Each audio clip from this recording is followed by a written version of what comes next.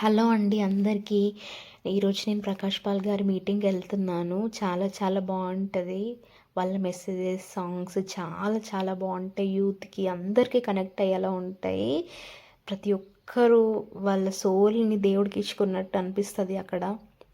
Every minute అసలు ఒక్క second కూడా పక్కకు తిప్పితే ఏ మెసేజ్ మిస్ అయిపోతామో అన్నట్టుగా అనిపిస్తుంది. ప్లీజ్ ఎవరైనా రాకపోతే ప్లీజ్ ట్రై చేయండి రావడానికి.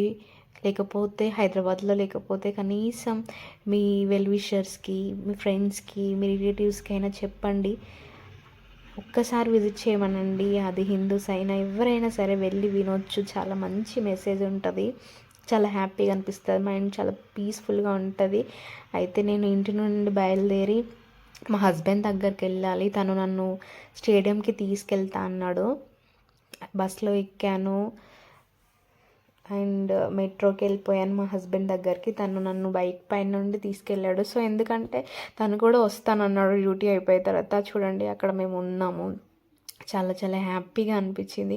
అక్కడ సాంగ్స్ కానీ మెసేజెస్ కానీ అస్సలు ఎవ్రీథింగ్. మా ఆయన డ్యూటీ నుండి వచ్చినాడు. తనకి already night shift and day shift అన్నీ ఉన్నా సరే వచ్చిండు. చాలా టైర్డ్గా ఉండే, బట్ అక్కడికి వచ్చాక చాలా హ్యాపీగా ఫీల్ అయ్యాడు.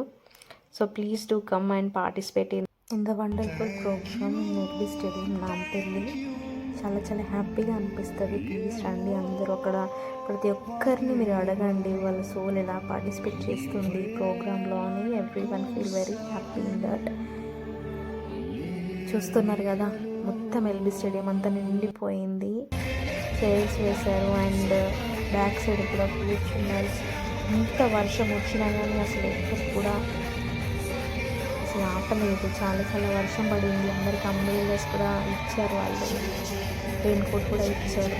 చాలా చాలా హ్యాపీగా అనిపించింది.